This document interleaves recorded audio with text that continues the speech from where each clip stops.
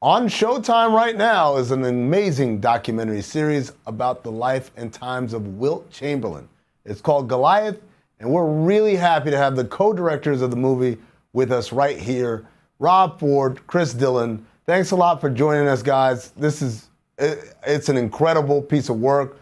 I had the honor of being able to be at the premiere with you guys in Vegas, where you guys showed part two. I got back to my hotel room and I binged all of it right after that, and it is remarkable. I want to start with perhaps the most, I don't want to call it controversial, but one of the big things about this documentary that people are talking about is the use of AI to synthesize Wilt's voice, saying Wilt's actual words. And my question, I guess I throw to either one of you is, whose idea was this? How did you guys come about? You know what we should do? We should have Wilt do his own words. When Rob and I were given this task, we wanted to help give Wilt that, because Wilt died, shortly thereafter, and it never happened. And as we were making this, obviously we can't talk to Wilt. We can't interview him and ask him about the personal things that we wanted to talk about. It's not just a basketball documentary. It's about his entire life, and especially about the ways that he felt about the things that were important to him. So we hit upon the idea with our supervising story producer, Chloe Boxer, of, instead of using a narrator, we would let Wilt speak for himself through his writings and through his quoted text. And so we started that process. We tried text on screen. Then we decided to cast a voice actor who we brought in, who has a voice similar to Wilt, a very deep baritone. His name is Michael Kunda. And he performed Wilt's words for us. And that really could have been it. And then I brought up the possibility that because Wilt wanted to have a voice in this, and because he was Wilt, the technology now exists to essentially morph Michael's voice and his performance into Wilt's voice. Once you hear his voice, it just became really, really, really, really, really personal. And then, yeah, we shared initially just the concept of like, this is what we want to do with the family. And of course, at the time, it's brand new. So folks are still kind of like, don't quite get it, but it sounds cool. Mm-hmm. And we're on board and it sounds like a fun idea. So let's try it out. And then they hear it, in the real thing. And to be honest, it was like for a lot of them, it was difficult to determine the real thing, from the Reese Feature voice, which was really trippy. And that's a testament to Michael too. Like Michael worked on a performance, right? Of Wilt and Wilt's rhythms, and Wilt would emphasize certain words like me, that he saw in the archival. Like Rob worked with Michael a lot, and Michael, is doing a performance, and it is and if the family didn't want to do it, that's just what we would have done. It worked so well. I think I went in skeptical about the AI, just because I think I'm skeptical of robots in general. And I was so impressed with how it brought the story to life the way you said.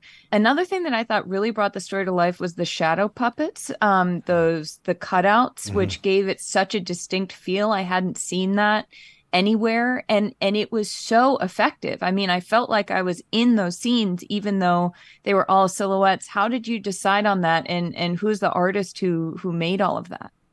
It was interesting how we got there, because initially our hope, goal, and desire was for this entire film to be archive driven, where you just live and archive verite in the spirit of like Senna or Maradona, mm-hmm. or like the Amy Winehouse documentary. Those were sort of our initial references. And the hope was this footage and material would exist. And so when we started the process of, excavation with respect to archive, unfortunately, it just didn't exist to the volume of being able to just live in that for the duration of the film. And then when we started interviewing people and we started doing research, the best stories that we were coming across literally had nothing visually to support them, be it footage, be it photography and still photos. I mean, it's literally just like more mythical urban legend campfire type stuff. And it's like, but we have to be able to see and show something. And so we talked about several things, abstract, B-roll. We talked about hiring a 7-foot person and putting the camera on their head so you can see the world through Wilt's point of, Animation. Yeah. Talk about yeah, like animation. standard animation. And you know, what it all ultimately comes down to at the end of the day, and most things in life is time and money, right? And Mhm. so what could we do with the budget we had and the time we had schedule wise? And this is where the manual cinema came into play. And the work is so cool. And it's actually shadow puppets. It's not, you know, animation. And so, you know, we gather the line producer and we run the numbers to try and figure out how we can figure out if we can even pay for it. So we reach out, we pitch them, and they were super excited. It just became something really, really special. But everything in there is conscious. The silhouettes, the string, you know, that we decide to keep attached relative to narratives and people's story being controlled, and even how Wilt was always, if you know, we hope this comes across in the piece, but he was always tethered to the world, where he was having this external dialogue of accept me, love me, you know, see me as human. And that was something that was super important to him. He's kind of the forerunner for the outgoing NBA celebrity superstar, right? Someone who crosses over from the world of sports to popular culture. And obviously he went on and he made the movies and Conan and all that stuff. But really even before that, when he was just a basketball player, but clearly a personality, he is kind of a trailblazer in that way. I'm curious what you guys found as far as surprising examples of that, particularly given the time period. I think he's more than the forerunner. I think he's the progenitor of all of this stuff. I mean, the goal in part was to reveal at every moment of this piece something new about Wilt that you didn't know, or something that you thought you knew. But there's a level of depth or nuance to it that you might not have been aware of. And there's so many examples that come to mind. I'll just, from episode 1, there's 2, because Wilt was the first famous high school athlete of any sport and first nationally covered through the media. He was interviewed in his home when he was being recruited by colleges. And there's a moment in the piece where he's answering the question from the interviewer about, where have you gotten, you know, letters from? This is 1954. Right. And he says, well, I've got them from all over. I mean, you know, the East, the Northeast, the West, the South. And there's this moment, this beat, and the interviewer goes, the South?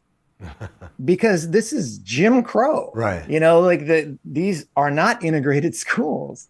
And the fact that Wilt was so great and so famous that he essentially challenged and broke the racism of segregation in the South in schools, where they had to choose between, you know, their racism and their desire not to give an opportunity like this to a black player, and their greed, because have you seen the guy dunk? Like, he sells a lot of tickets, you know, where it's like, greed wins, you know. And he had power, and he was the first one to realize how much power he had and that talent gives you, and exercised it. With all these projects, you always have something where you're like, oh man, I got to fit this in, and either because of time or it just doesn't fit the rest of the narrative of the documentary. It just can't make it in there. What's something that you guys felt like, oh my God, I wish we could fit this in? This, honestly, I mean, this should have been 2 more hours, you know, like there's so much story around basketball and not basketball with Wilt, and even just being able to live longer in some of the things that, you know, we have, where it's like, there's more here. So one thing that's not in from a basketball standpoint is when he coached in the ABA, you know. Right. I know that, I mean, you are, I don't know if you're a fan of the movie Semi-Pro, but I know that you don't hate it. Everybody love everybody. That is fascinating bit of Wilt's. It's just fun. You know, he's choppering up to San Diego for the Conquistadors, and he's coaching in barefoot. You know, not coming to any of the practices. Like, there's a lot of fun there. There's a lot more fun to be had with volleyball. I think on a personal level, the one that Rob and I really wish we could have gotten in, but you just can't always get all the interviews you want in the time period that you have to do them, you know. Is the reason why Wilt was close to Ike Richmond, the owner that Rob referred to, who offered him an ownership stake, was that they had a personal relationship outside of, him being the new owner of the Sixers. And when Ike, traded for Wilt, got him from San Francisco, Wilt had nowhere to live. So Wilt lived in Ike's house with his family and like his kids for, the remainder of that season. This is the Havlicek steals the ball season. Right. So Wilt is living in Ike Richman's spare room, and just hanging out with his kids and stuff. There's a lot of really fun stories like of them playing cards together, and you see this side of Wilt, and you also understand their relationship. Why was Wilt so attached, and why did he love Ike, the way that he did? And you get a window into that.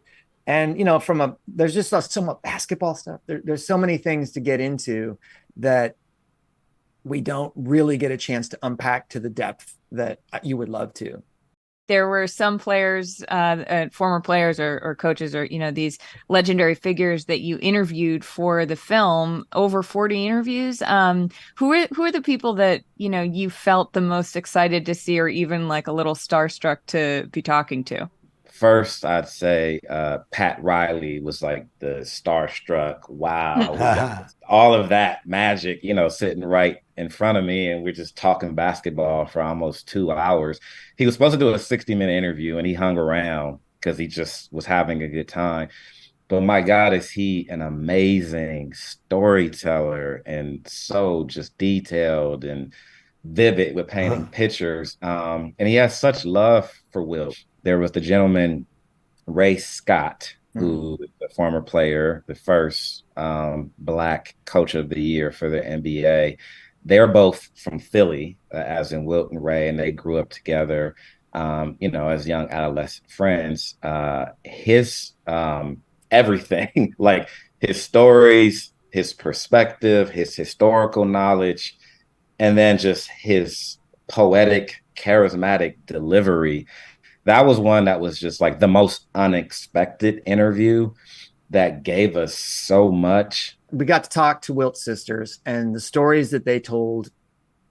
It's such a different thing if we can't hear about him as a kid. And those painful and beautiful things about like their mom being worried about the fact, because Wilt, there'd never been an athlete who looked like Wilt who was rich and famous until he invented it. So like the fear that the family felt that like, it's not going to work out for you.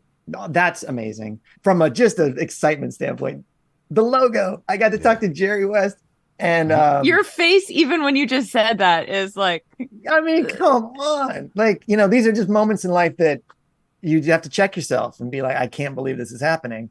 He said, Wilt is one of the most misunderstood people I ever knew. How was he most misunderstood? I mean, there are levels to that. But there's the basketball side and the non-basketball side.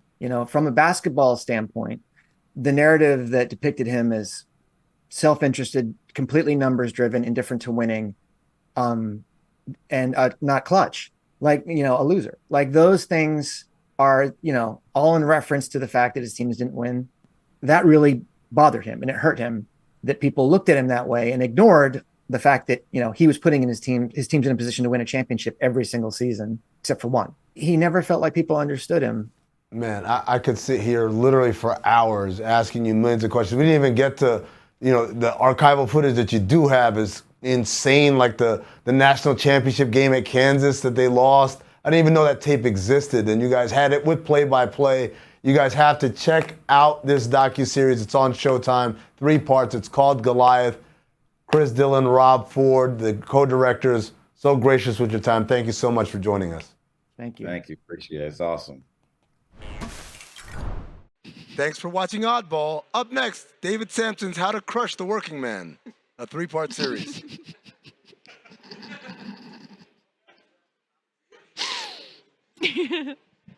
You broke me with that one.